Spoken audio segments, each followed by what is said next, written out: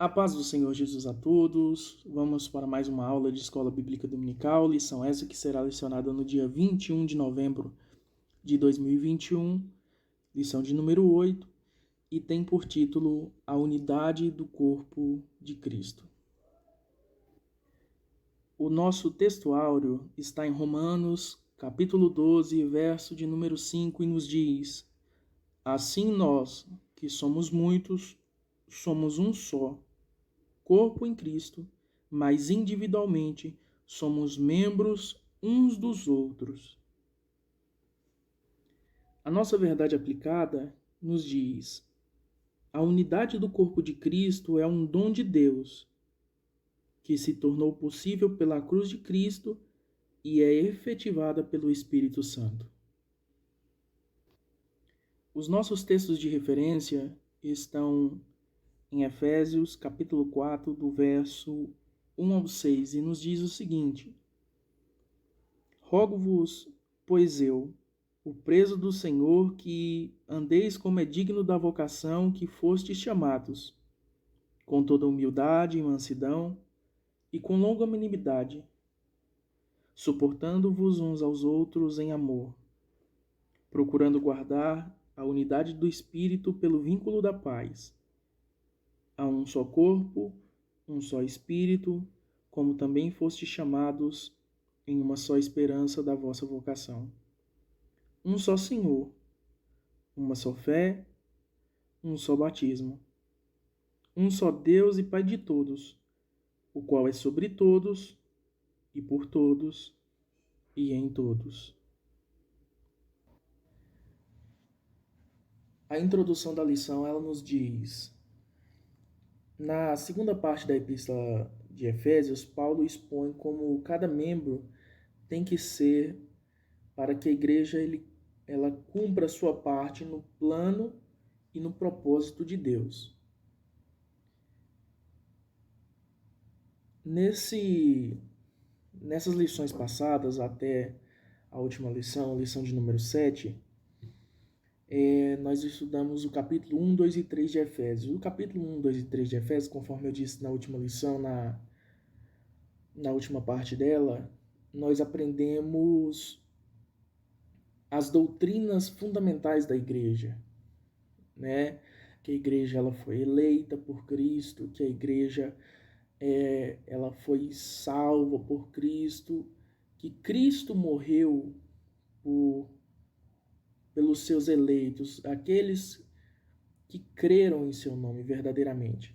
Né? Porque a Bíblia fala na carta de João, capítulo 1, verso 12, que todos os quantos queiram, Deus lhes o poder de serem chamados filhos de Deus. E nós vimos nessas lições passadas, só recapitulando aqui, que essa igreja ela foi eleita, que essa igreja ela foi redimida por Cristo. No capítulo 2 vai falar que nós, né, outrora estávamos mortos em nossos delitos e pecados, né, que andávamos segundo o curso dessa vida, fazendo a vontade da nossa carne e dos pensamentos, né? E ali a partir do verso 11 e 12, do capítulo 2, nós vamos ver que nós estávamos separados da comunidade de Israel, distante às alianças da promessa, mas nós que outrora estávamos longe, agora nós chegamos perto, por causa desse sacrifício de Jesus. E Cristo morre para esse povo que se chamaria igreja, né? Esse povo salvo. Aí no capítulo 3 nós vemos a revelação desse mistério chamado igreja, né? Que é a unificação desse povo judeu crente em Jesus, né? O povo cristão crente em Jesus, tanto de gentios e judeus, que há essa unificação mística em Cristo, que essa união entre judeus e gentios forma-se a igreja, né? Tanto que nós vamos ver ali nas passagens do Novo Testamento que a igreja, a princípio, ela era formada por judeus, né? Nós não negamos isso, né? Mas que é uma vida, um padrão de vida diferente, uma vida em liberdade, não debaixo aquela lei de Moisés, né? Que tínhamos que praticar o ato da circuncisão, guardar o sábado, não. né? Então, é para essa liberdade que Cristo nos chamou. Aí nós entramos aqui no tópico 1, chegamos aqui no capítulo 4, mais especificamente dizendo, e essa lição ela vai expor do verso 1 até o verso 6 desse capítulo de número 4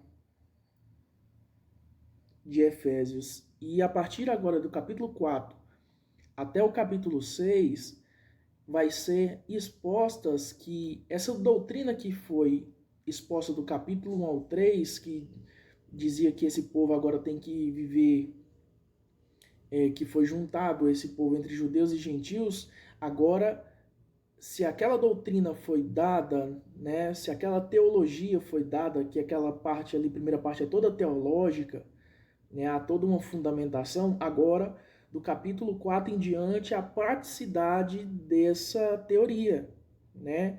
E a partir do capítulo 4 vai falar como que esse povo que foi salvo, que foi redimido, que foi unificado em Cristo e agora se formou a igreja, tem que viver diante da presença de Cristo.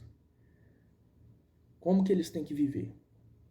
E nós entramos aqui no tópico 1, andando de acordo com a vocação. No 1.1 nós vamos falar sobre rogo-vos, esse pedido do apóstolo Paulo. No 1.2 nós vamos falar andando de acordo com a vocação. E no 1.3 nós vamos falar andando de maneira digna.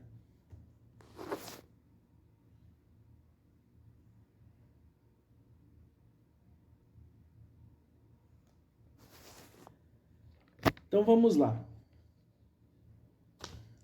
1.1 diz, rogo-vos é o tema do tópico. O apelo de Paulo é para que os cristãos que já possuem um determinado nível de vida com Deus se aproximem cada vez mais de Cristo e vivam de acordo com a vocação que foram chamados. Desde que essa graça de Cristo nos alcançou, nós nos tornamos filhos de Deus e devemos dar exemplo tanto como servos dedicados, quanto como mensageiros eficazes. O apelo é para que vivamos em conformidade, tomemos forma, conforme a lição, com aquele a quem pertencemos e servimos, buscando agradá-lo em tudo. Então, quando nós olhamos esse pedido do apóstolo Paulo, ali no verso 1 do capítulo 4, que ele diz, rogo-vos, pois eu, preso no Senhor, que andei como é digno da vocação que foste chamados, essa palavra rogo-vos no original, ela traz essa noção de intensidade, né? É como se Paulo estivesse gritando literalmente, por quê? O que estava acontecendo na igreja de Efésios? Que o apóstolo Paulo, ele faz esse pedido praticamente de uma forma gritante aqui, né? A palavra no original ali é parakleo, né? Que significa chamar para o lado de alguém, né? Ou chamando a atenção de alguém, chamando para perto, para que essa pessoa te chame a atenção. Da mesma maneira, quando adverte-se uma criança, o pai, ou o educador, o pedagogo, seja quem for, tem que se abaixar para olhar tete a tete com a criança para poder instruí-la. É esse mesmo sentido aqui do apóstolo Paulo, o rogo-vos dele. É esse mesmo sentido que ele está querendo deixar aqui. Então, essa palavra rogo-vos traz essa noção dessa intensidade. O que estava acontecendo na igreja de Efésios? Embora isso aqui seja aplicável à igreja de Efésios, mas ela não deixa de ser aplicada para nossos dias de hoje. Porque a mesma coisa que estava acontecendo na igreja de Éfeso, né, acontece na igreja atual. Né? A igreja atual, independentemente de denominações. Né? Independentemente se for assembleia, congregação cristã no Brasil, presbiteriana, qualquer lugar. Né? Eu citei o nome de algumas igrejas mais tradicionais, né? Poderia ter citado a Batista também, mas isso aqui são coisas que acontecem. O que estava acontecendo nessa igreja de Éfeso? Porque quando há essa unificação mística em Cristo, né, através da igreja, o que aconteceu? Os judaizantes, eles queriam que os cristãos guardassem a lei, guardassem o sábado da mesma maneira. Então, a liberdade que Cristo colocou esses cristãos, os judaizantes estavam querendo tirar. Eles queriam que eles guardassem a lei de Moisés, eles queriam que eles guardassem os mandamentos do Antigo Testamento. Da mesma maneira deles, toda aquela cultura, aqueles rudimentos, né? Mas nos capítulos anteriores nós vemos que essa parede da separação ela foi quebrada. Porque em Cristo cumpriu toda a lei. Não quer dizer que eu não deva obedecer ali os 10 mandamentos, não roubar, não adorar outros deuses. Não, eu tenho que obedecer. Não posso cobiçar a mulher do meu próximo, eu tenho que obedecer. Mas eles queriam que eles obedecessem leis cerimoniais, tipo as festas das tendas ou tabernáculos, o Pentecoste. Todas essas festas eles queriam que guardassem. Então, quando, pressupondo aqui, se acontecesse um churrasco, uma reunião, né, na casa de algum irmão, e lá eles fossem assar uma carne, e se por acaso no meio dessa assadura, vamos dizer assim, que seja na virada do ano, assasse ali uma costelinha de porco, uma leitoa, os judeus iam embora. Por quê? Porque eles queriam subjugar que os irmãos vivessem da mesma maneira que eles viviam outrora. Eles confessavam, assim, esses judeus que acreditavam que Cristo era o Messias, que Cristo era o Senhor, né, verdadeiramente o Verbo encarnado, né, aquele que se despiu de sua glória, se fez homem e como homem o maior dos servos, a ponto de morte e morte de cruz. Eles queriam que eles voltassem a esses rudimentos da lei. Mas o apóstolo Paulo, ele faz esse pedido de forma gritante aqui, nesse forma de rogo-vos, para que eles não vivessem mais dessa maneira. E aqui nós entramos no tópico 1.2, andando de acordo com a vocação. Quando uma pessoa ingressa em uma sociedade ou fraternidade, ela tem que cumprir determinadas obrigações e viver de acordo com as regras. Caso não viva assim, ela frustra o fim da sociedade e traz descrédito à mesma. Qual seria então a vocação da igreja? A resposta vem em seguida: tornar visível o Cristo invisível que habita em nós. Aí a lição faz outra pergunta. E como? Através de uma vida de transformação e testemunho. O desígnio de Deus é que todos os homens e todas as nações se tornem um em Cristo. Para que isso se torne realidade, Cristo ordena e envia a igreja ao mundo para anunciar a todos os seres humanos o seu amor e a sua misericórdia. Então, todo esse tópico 1 está fazendo ainda referência ao versículo 1 do capítulo 4. Né? Rogo-vos, pois eu, o preso no Senhor, que andeis como é digno da vocação que foste chamados. Então o apóstolo Paulo, novamente, ele faz referência à sua prisão por causa do Evangelho. A sua prisão por causa do Evangelho. Por quê? Porque ele estava vivendo na contramão desse mundo. Na contramão desse mundo. E assim deve ser o cristão. O apóstolo Pedro fala na sua segunda carta, no capítulo 1, verso 10, ele fala o seguinte: ó irmãos, procurai fazer cada vez mais firme a vossa vocação e a eleição, porque fazendo isso, nunca, jamais tropeçareis. E na segunda carta a Timóteo, no capítulo 1 e verso 9, diz, que esse Cristo que nos salvou, nos chamou a uma santa vocação. Então, a vocação que nós temos que andar é uma vocação conforme os passos da Escritura, conforme os passos de Cristo. O apóstolo Pedro lá ratificando, procurar e fazer cada vez mais firme a vossa vocação, andando de forma digna. O que estava acontecendo na igreja de Éfeso? Divisões por causa de picuinhas, por causa de leis cerimoniais.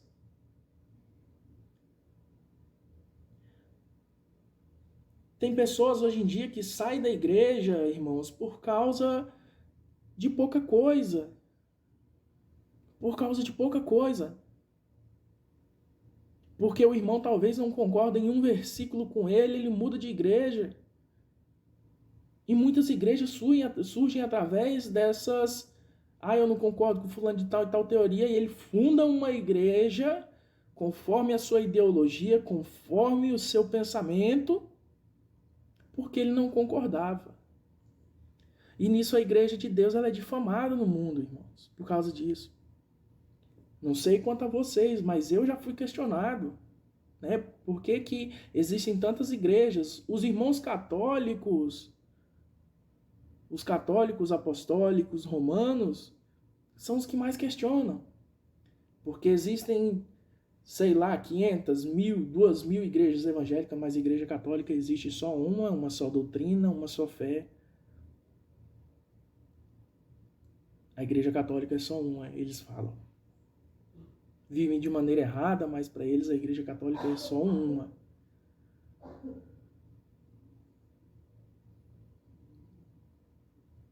Então a pessoa, às vezes por detalhes mínimos das escrituras, o que é primordial na escritura, irmão?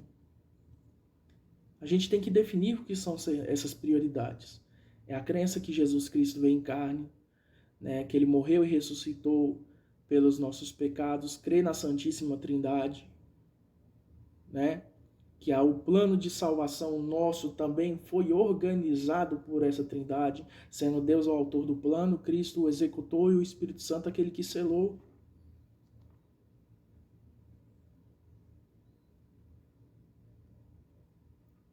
Nós temos que definir o que são nossas prioridades.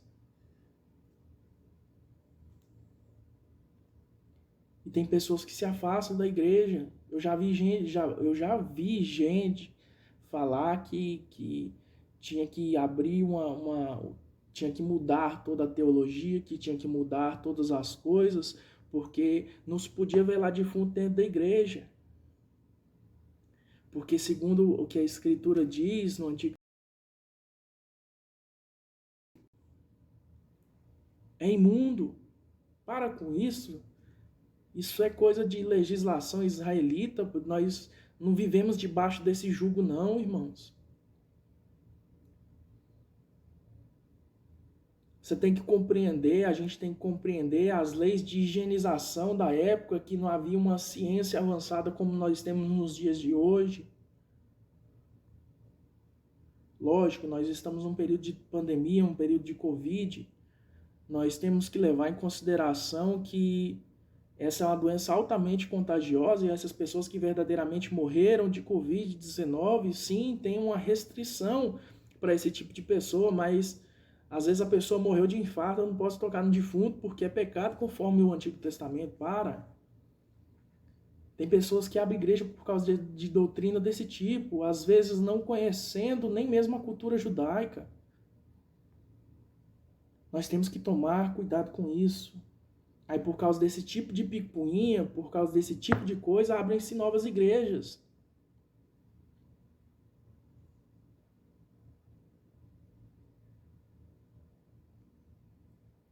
E muitas pessoas ficam rebatendo uns com os outros na internet aí, por causa de pormenores, coisas insignificantes do cristianismo. Lógico, todas as coisas são importantes, mas coisas que às vezes não são nem primárias e nem secundárias na nossa fé.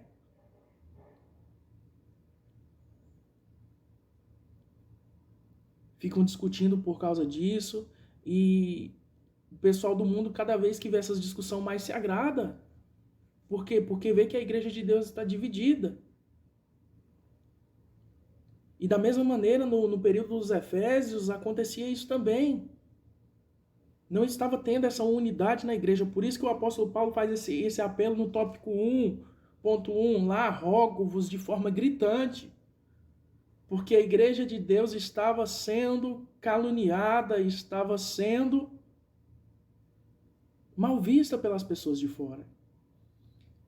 Aí como que eu vou trazer uma pessoa para Cristo? Como que eu vou trazer uma pessoa para dentro do Evangelho, né, para sair dessas coisas que o mundo oferece, para chegar dentro da igreja e ter a mesma situação que estava vivendo lá fora? De brigas, dissensões, inimizades. Aí nós entramos no tópico 1.3, andando de maneira digna. A igreja é o complemento de Cristo, ela representa o seu corpo, suas mãos, seus pés, a sua voz para levar o seu propósito a cumprir-se nesse mundo. Para tanto, Cristo ordena e age para que os membros de seu corpo estejam unidos numa comunhão e conheçam e experimentem seu amor ilimitado. Jamais poderemos ensinar a outra pessoa aquilo que desconhecemos ou transmitir o que nós não possuímos. Se nós não andamos nessa vocação, nessa unidade de espírito, né, nessa comunhão com os irmãos, como que eu vou falar que o irmão tem que ter comunhão com a igreja se eu não consigo ter? Então, antes que possamos levar os outros ao amor de Cristo, devemos vivenciar esse amor no contexto da igreja local. É o que a lição diz.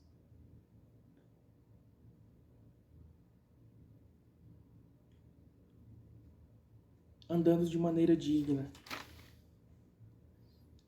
Nós temos que andar de maneira digna.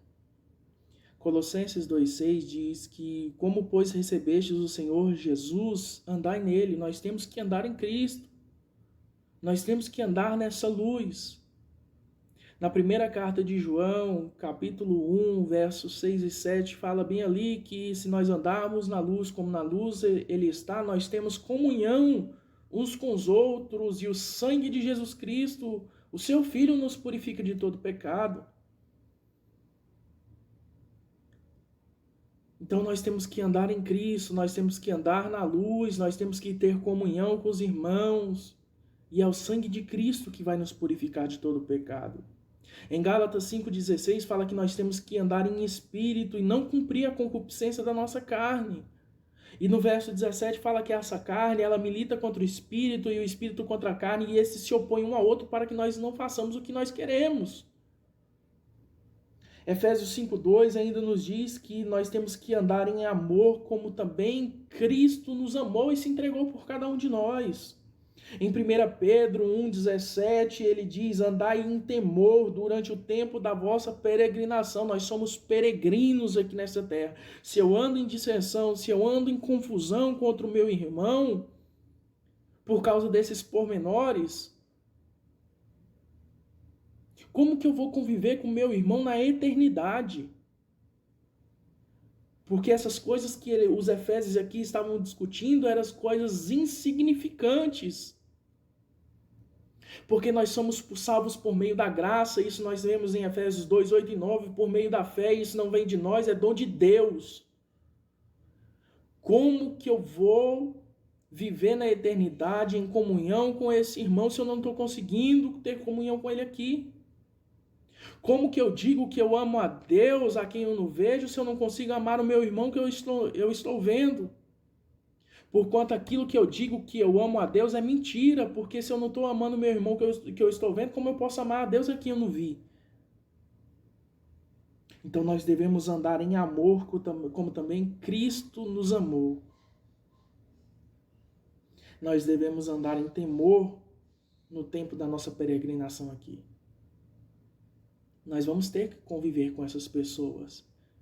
Embora nós tenhamos diferenças doutrinárias, na eternidade vamos estar todo mundo no mesmo céu. Não existe um céu para pessoas que não creem em batismo com o Espírito Santo, que são os irmãos reformados ou conservadores, e um céu para os que creem no batismo com o Espírito Santo, com o dom de línguas, que somos nós pentecostais. Não, é o mesmo céu. É o mesmo céu. Colossenses 4,5 nos diz: andai em sabedoria com os que estão de fora. Então nós temos que ter sabedoria, irmãos. Como que eu vou andar em unidade com o corpo de Cristo, vivendo dessa maneira em dissensão?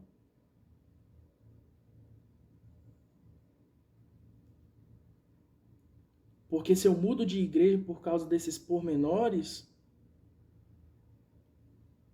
isso mostra ainda mais a fragilidade da minha fé. Mas se por causa desses pormenores eu permanecer na igreja suportando essas coisas, mesmo que tenha ideologias diferentes nesses pormenores, isso mostra verdadeiramente a nossa vocação, isso mostra verdadeiramente a nossa fé, que a nossa fé não está firmada no homem, que a minha fé não está firmada em pastor, que minha fé não está firmada em fulano X ou fulano Y, mas que minha fé está firmada em Cristo. O apóstolo Paulo adverte a igreja de Corinto, na primeira carta aos Coríntios, capítulo 3, verso 3, porque ainda sois carnais, pois entre vós ainda há inveja, contenda e dissensões, e não sois porventura carnais, e não andais segundo os homens? Porque estava acontecendo brigas ali naquela igreja, irmãos. O apóstolo Paulo chama eles de carnais. E isso aqui, irmãos, não serve somente para desses pormenores, não, mas isso aqui também serve para outras áreas da nossa vida. Para outras áreas da nossa vida. Relacionamento conjugal, relacionamento familiar.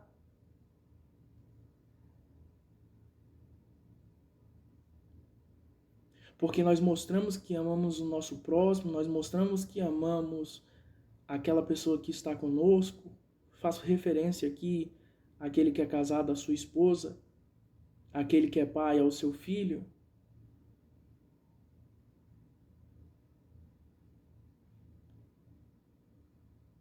Quando se ama as suas diferenças, suporta as suas diferenças. Não é por causa que a sua esposa, o seu marido tem um comportamento diferente de você que você não deve amá-lo. Somos pessoas dotadas de personalidade. Toda personalidade é diferente uma da outra. Quem alguma vez já teve a oportunidade de estudar Enneagrama, e se você pesquisar aí no YouTube você vai achar, o Enneagrama ele dá pelo menos 9 tipos de personalidade. 9 tipos de personalidade. Isso também é adotado pela psicologia. Então, cada pessoa tem a sua individualidade. Lógico que se você é casado, é cristão, sua esposa é cristã, você tem que ensinar a cada dia. Mas tendo a consciência de uma coisa, que quem convence o homem do pecado, da justiça e do juízo não sou eu, é o Espírito Santo de Deus.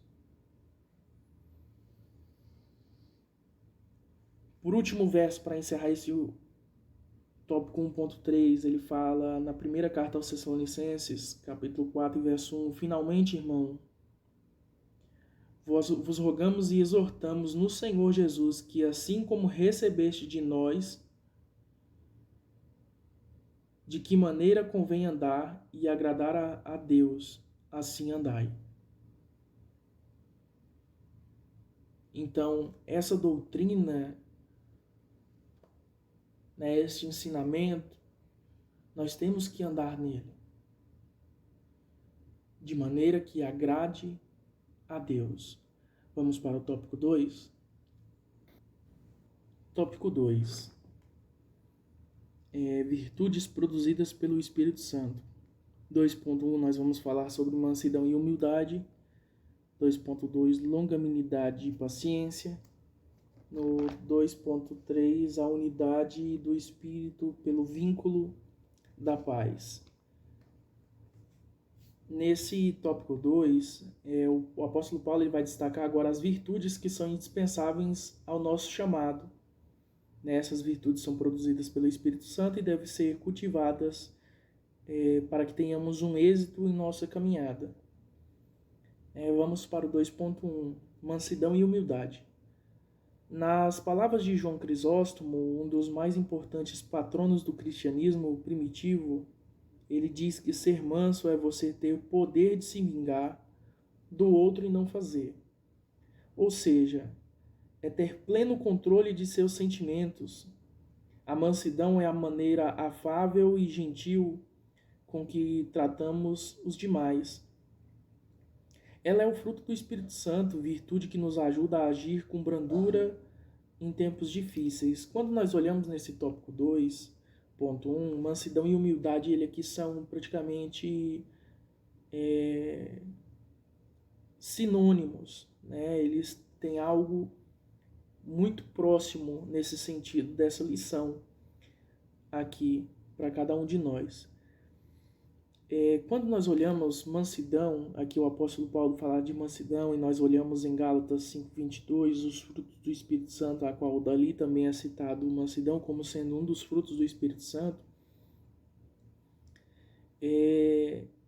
isso aqui a igreja ela tinha dificuldade de entender. Por quê?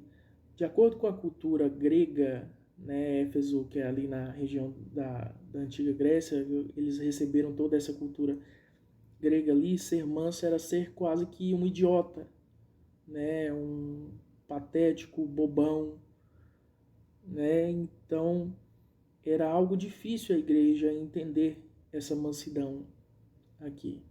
Só que o apóstolo Paulo ele traz esse sentido de mansidão, que é alguém que tem um poder, uma autoridade para fazer, se vingar, tomar alguma atitude e não faz, ele prefere se resguardar, né, suportando aquele tipo de situação.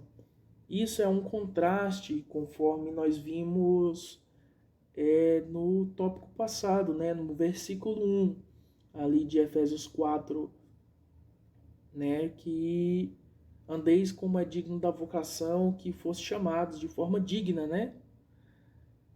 Por quê? Porque, conforme nós falamos, os irmãos estavam saindo da igreja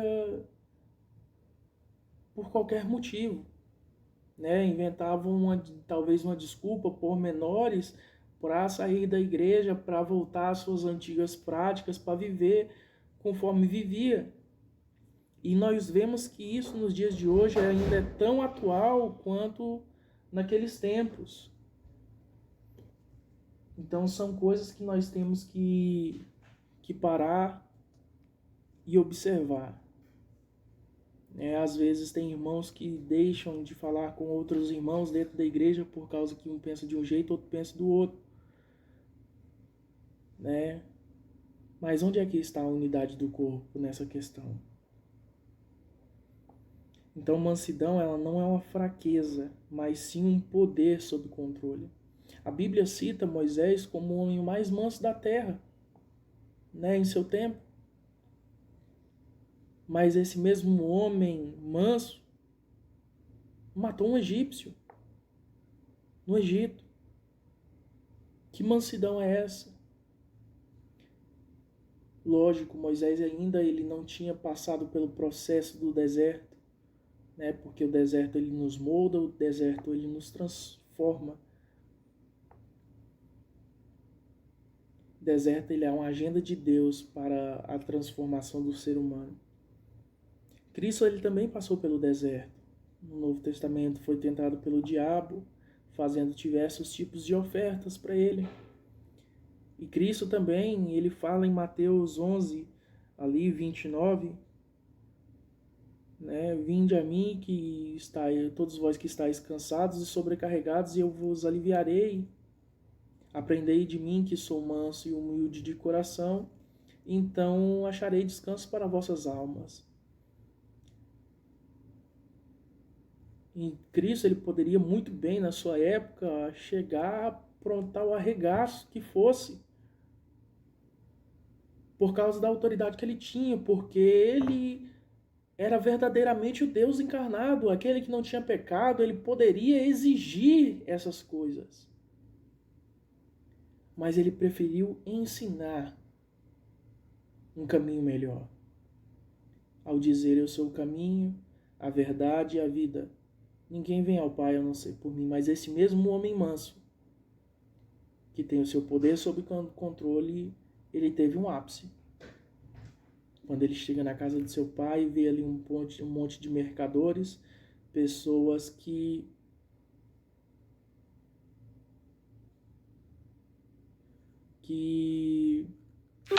vendiam na casa de seu pai, transformando ali num covil de salteadores. Aí agora, quando nós falamos de humildade, né, nós temos uma definição muito errada de humildade, né, porque às vezes para nós aqui do Brasil, a humildade está muito relacionada à pobreza, né? Quando nós falamos fulano é humilde, né, de família humilde. Então ela tem para nós aqui a humildade ela tem relação muito coligada à pobreza. Mas a humildade que a Bíblia fala é diferente. Porque nem todo pobre ele é humilde e nem todo rico também é arrogante. Mas a humildade que a Bíblia ela fala e a lição ela trata sobre isso, que ela pode ser definida como a completa ausência de orgulho. Ela faz uma referência coligada aqui com Mateus capítulo 5, ali verso 3 e 4, falando sobre os pobres de espírito, que em outras traduções vai falar sobre os humildes de espírito, que aqueles que se reconhecem que eles não são suficientes, não são autossuficientes, que eles sempre estarão na dependência de alguém, mais especificamente na dependência de Cristo. Diferentemente dos orgulhosos espiritualmente, que em Apocalipse capítulo 3 ali vai fazer referência à igreja de Laodiceia, que eram orgulhosos espiritualmente, que eles diziam, rico sou, de nada tenho falta, mas o próprio Cristo vai dizer para eles, através da revelação do apóstolo João, mas vocês não veem que vocês são pobre, cego, nu e desgraçado.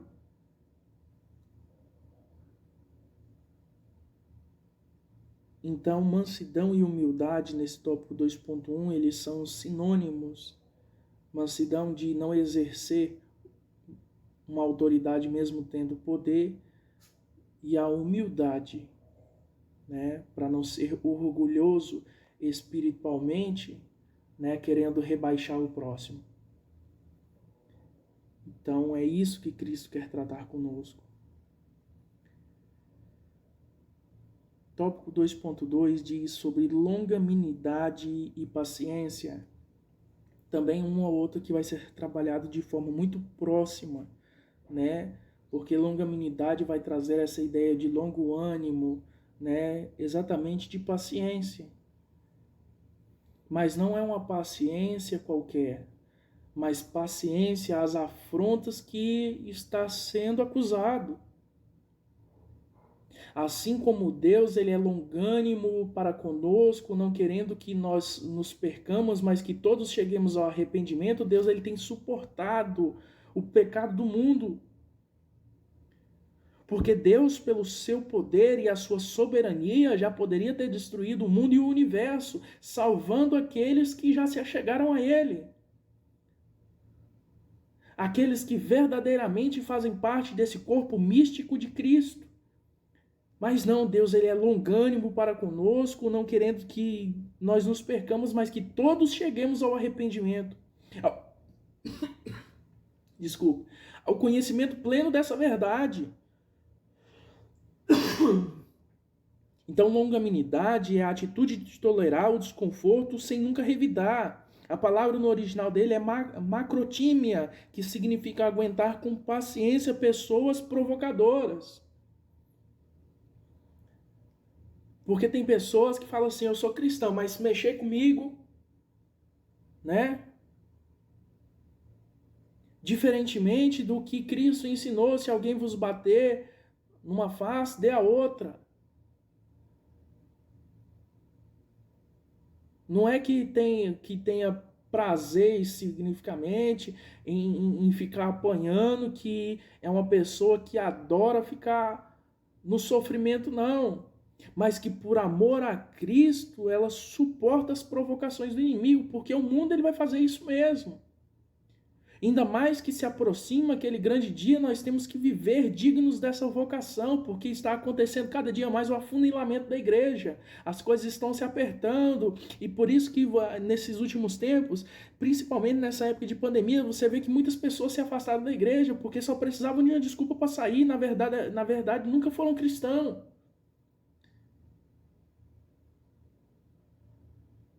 Tem pessoas que dizem que não vai para a igreja por causa de fulano, de beltrano, de ciclano.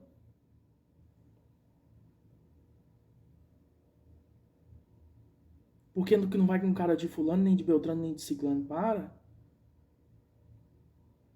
Então o seu fundamento de fé nunca foi Cristo, sempre foi pessoas.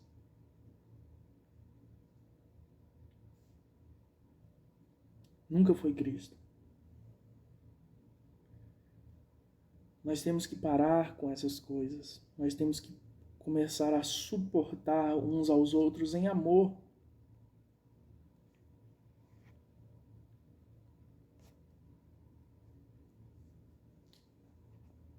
Porque nós mostramos que nós verdadeiramente somos cristãos quando nós sofremos perseguições e permanecemos de pé.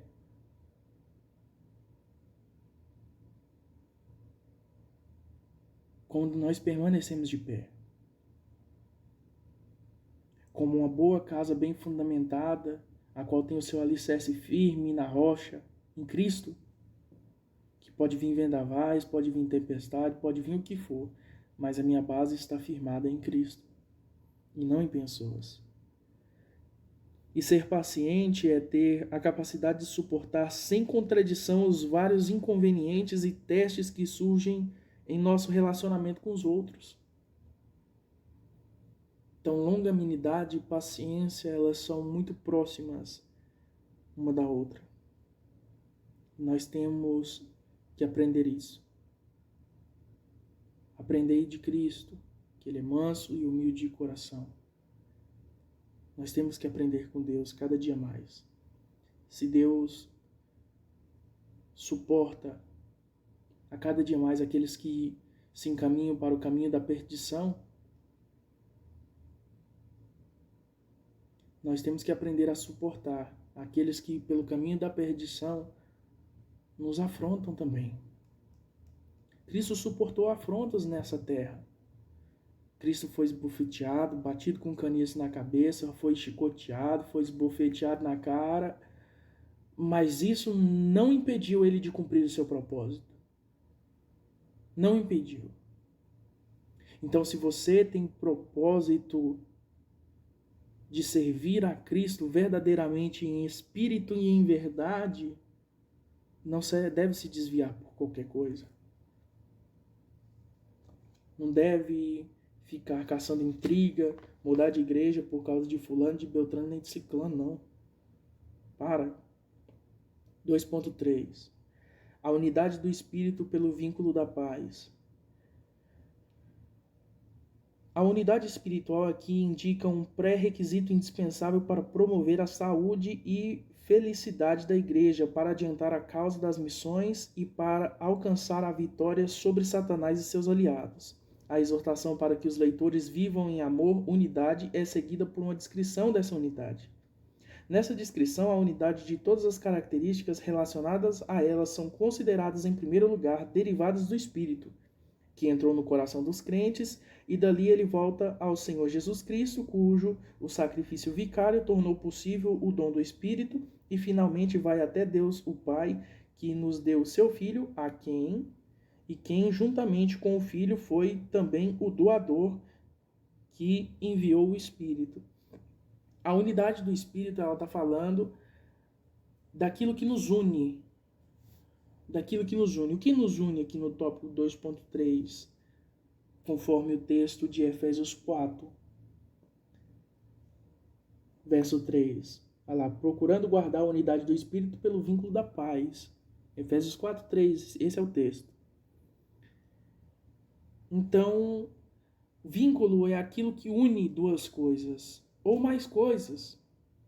Exemplo, se eu pegar umas 10 folhas de chamex e grampear uma na outra, o vínculo delas é o grampo. E aqui o vínculo de Efésios 4:3 é a paz. O nosso vínculo que nos mantém unidos em Cristo é a paz. Essa paz de Cristo que excede todo entendimento. Essa paz de Cristo que conforme nas bem-aventuranças, o mundo pode estar caindo ao nosso redor, mas nós prevalecemos de pé porque o nosso firmamento, o nosso fundamento não está nas coisas desse mundo, não há paz ilusória como o mundo nos dá. Mas o apóstolo Paulo fala assim, ó, não vos dou a paz que o mundo vos dá, mas eu dou a paz de Cristo para nós. Essa paz que excede todo entendimento. Então nós temos que ser firmados em Cristo, permanecer nesse vínculo da paz, com toda mansidão, humildade, longanimidade, paciência, suportando uns aos outros em amor. Com toda humildade, mansidão, longanimidade, suportando uns aos outros em amor, procurando guardar a unidade do Espírito pelo vínculo da paz. Aí vem do verso 4 ao verso 6. E nos diz, há um só Deus e Pai de todos, o qual é sobre todos, por todos e em todos. Opa, errei o versículo. Verso 4. Há um só corpo e um só Espírito, também fostes chamados em uma só esperança da vossa vocação. Um só Senhor, uma só fé, um só batismo. Um só Deus, Pai de todos, o qual é sobre todos e por todos e em todos. E isso nós entramos no tópico 3.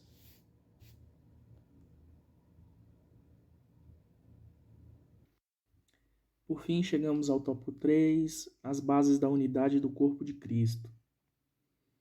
No 3.1 nós vamos falar um só corpo, um só espírito. 3.2, uma só esperança e um só Senhor. No 3.3 nós vamos falar uma só fé, um só Deus e Pai de todos. A introdução do tópico diz o seguinte: a unidade da igreja está fundamentada na ação das três pessoas da Santíssima Trindade. Um só Espírito, um só Senhor, um só Deus e Pai de todos. Não há divisão no Deus Trino. E juntas as três pessoas produzem a unidade de todos os cristãos. Irmãos, no tópico anterior, eu comentei coisas que são fundamentais para a fé cristã e que tem pessoas, né, igualmente na igreja de Efésios tinha, que discutem por pormenores das bases da nossa fé. Nós da Assembleia de Deus, né, nós temos a crença pentecostal, a crença no batismo com o Espírito Santo, a crença no dom de línguas como evidência desse batismo e que os dons do Espírito Santo, aqueles listados ali em Coríntios 12, eles são tão atuais quanto era para a igreja primitiva. Né? Mas nós vemos que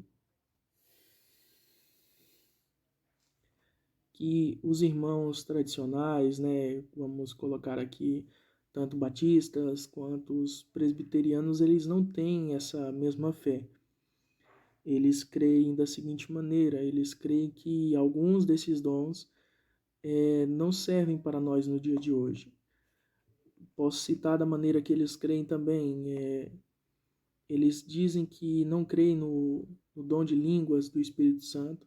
Primeiramente que o dom de línguas, como nós conhecemos, que é línguas que nós desconhecemos, não seja língua de nações,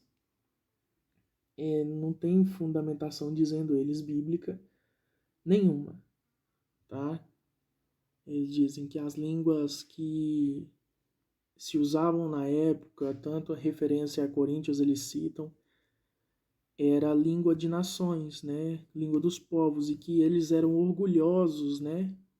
Por causa disso. Que essas línguas elas tinham a função da disseminação do Evangelho de Cristo. Então, irmãos, ao afirmar essas coisas, eles dizem que esse dom de línguas, né, que era concedido pelo Espírito Santo, hoje em dia não tem essa utilidade que era para a expansão do evangelho daquela época, para que os povos daquela época e daquela região conhecessem verdadeiramente a palavra de Deus. E sendo a Bíblia hoje em dia traduzida, né, entre línguas e dialetos em mais de 2.000 línguas e dialetos, hoje em dia não se faz mais necessário, né, porque até esses povos que têm outros tipos de dialetos, eles às vezes têm conhecimento já de outra língua. Outra coisa que eles também afirmam que o dom de revelação e profecia que nós temos nos dias de hoje servia para a elaboração do cânon sagrado, sendo que ao terminar o cânon sagrado não há mais a utilidade desse dom de revelação, porque isso era para se compor o cânon sagrado. Só que nós não cremos assim, nós cremos que os dons espirituais, eles são tão atuais quanto para aquela igreja daquela época, tá? E isso nós temos com base em Coríntios 12, né? Coríntios 12 ali nos dons espirituais. Nós temos com base em Atos capítulo 2, ali no início daquele capítulo, onde faz referência ao som que vem... foi visto um som como línguas repartidas, como que de fogo, né, que desceu sobre toda a casa e eles começaram a falar em outras línguas. Acreditamos sim, né, que aquele pessoal que ele chega daquela região de Decápolis, naquela região, eles achavam que eles estavam embriagados. Então, por isso que nós falamos que as pessoas que estavam ali falavam em outras línguas ou, para aqueles que estavam de longe, em línguas inteligíveis. Tá? Que ali no Pentecostes são evidenciados dois tipos de línguas diferentes. A glossolalia, que são línguas inteligíveis ao ser humano, que é um termo usado no grego para falar a respeito dessa língua, vamos supor, celestial, colocar aqui como celestial ou angelical, e a chamada xenolalia, que é a língua das nações. Tanto que quando você vai ler os dons do Espírito Santo lá em 1 Coríntios capítulo 12, você vai encontrar que ali vai falar em referência a outras línguas, línguas de outros povos, né? Se você ler de forma minuciosa, você vai compreender isso. Só que quando você chega em Coríntios, primeira carta aos Coríntios, no capítulo 14, no verso 2, verso 4, verso 6 e verso 13 e 14, você vai entender que o verbo ali no original é glossolalia, que são línguas que o homem não conhece, que o homem se comunica com Deus, mas que não tem edificação nenhuma para a igreja, porque aquele que ora em espírito, ele fala com Deus, né? Ele ora a Deus, mesmo que o humano dessa terra, o ser humano, nós não compreendamos, mas está, vamos dizer assim, orando em espírito. Então, por isso nós cremos. Nós cremos tanto na glossolalia, que são línguas inteligíveis, como na xenolalia, que é a língua das nações, como eles creem. Só que eles creem só na xenolalia, tá? O verbo xenolalia, a palavra xenolalia no original, que é essa língua de outras nações. Então, nós temos essa divergência doutrinária um do outro, mas nós cremos nos pontos fundamentais da mesma maneira. Que pontos são esses? Esse que é citado aqui na introdução de Efésios, né, a Trindade Santa, que Cristo morreu e ressuscitou, né, que nós somos salvos através desse plano gracioso de Deus, através da história, que nós todos fomos selados pelo mesmo Espírito e não há dois céus, irmãos.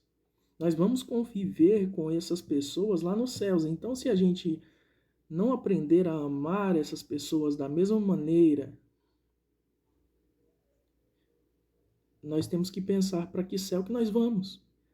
Mas também quero deixar bem claro aqui que eu citei essa referência ao dom do Espírito Santo, fazendo referência ao dom de línguas e todos os dons ali do Espírito Santo listado ali em Coríntios 12, que nós temos que entender que isso são coisas secundárias já, não é coisa primária. Primária é o meio de salvação, né, que nós temos, e o meio de salvação que nós temos é pela graça mediante a fé. pela graça mediante a fé.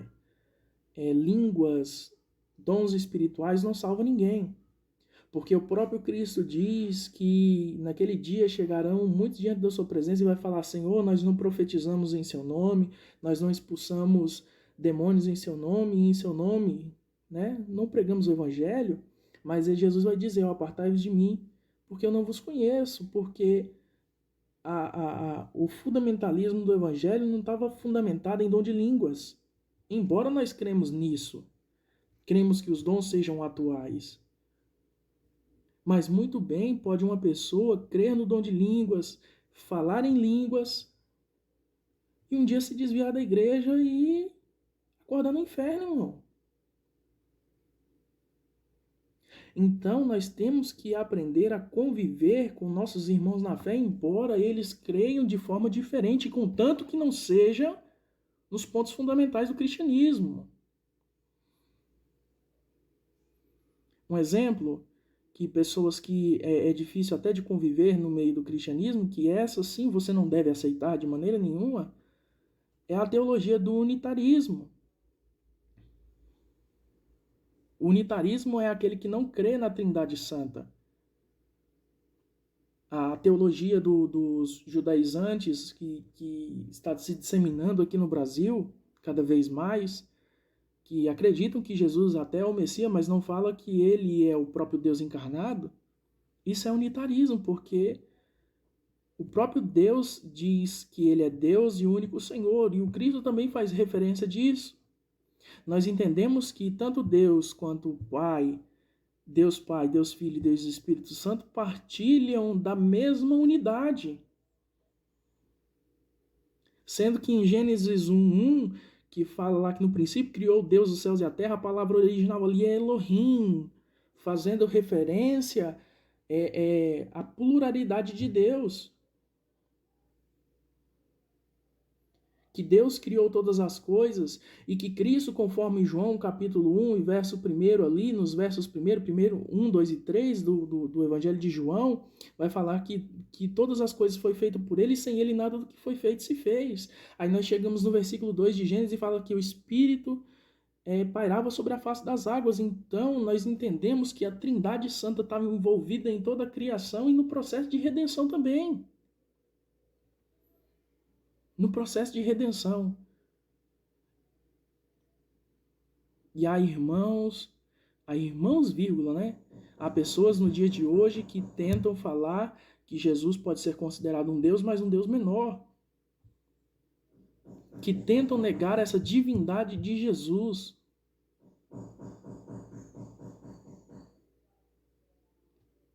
Então nós temos que tomar cuidado. Isso sim. A Bíblia diz que desses nós devemos nos afastar e nem comer com eles, se possível. Porque a nossa fé fundamental está firmada nessas bases da salvação. A Trindade, né, Deus Pai, Deus Filho e Deus Espírito Santo, o meio de salvação que é a graça, que não é por obras. É nisso que está firmada a nossa fé. Um só corpo e um só espírito. 3.1. O corpo único do qual Paulo se refere aqui, certamente é a igreja composta por judeus e gentios. A sua unidade é devida ao único Espírito Santo que habita nele e que o anima, a família única no céu e na terra. Então, irmão, não existe dois espíritos. É um só espírito.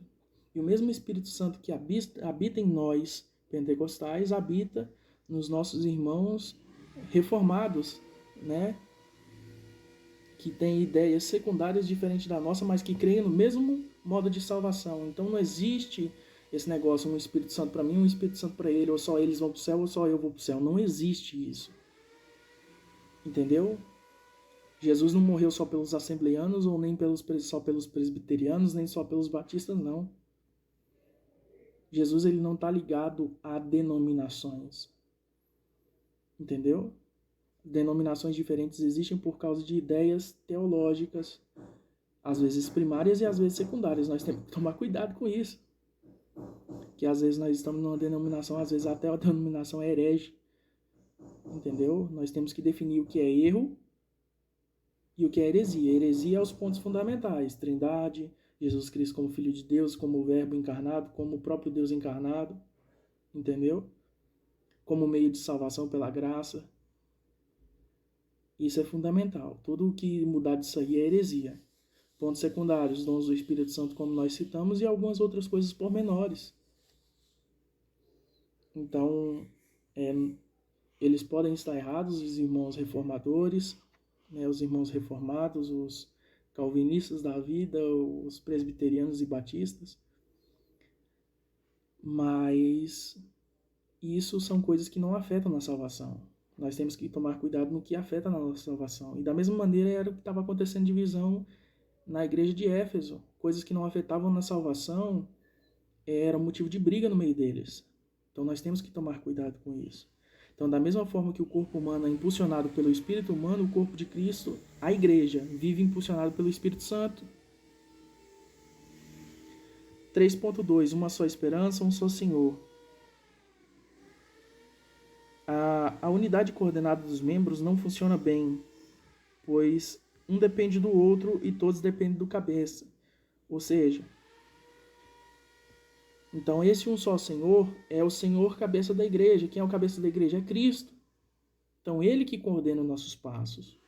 Ele que nos guia no caminho, porque ele é o caminho. A verdade e a vida. Ninguém vai ao Pai a não ser por ele. Fora de Cristo não há salvação, não há nenhum outro meio de salvação, não há ninguém na terra nem no céu a quem tenha sido dada tanta autoridade quanto a Cristo. E por quem nós devemos ser salvos? É o que diz Filipenses no capítulo 2, a partir ali do verso de número 5. Depois que fala da sua humilhação, vai falar da sua exaltação.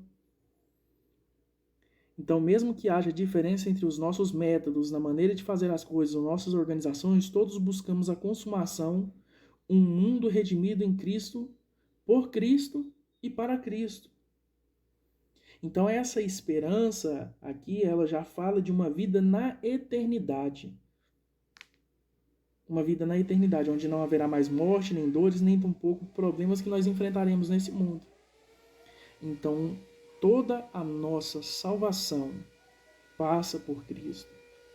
Somos guiados pelo mesmo Espírito.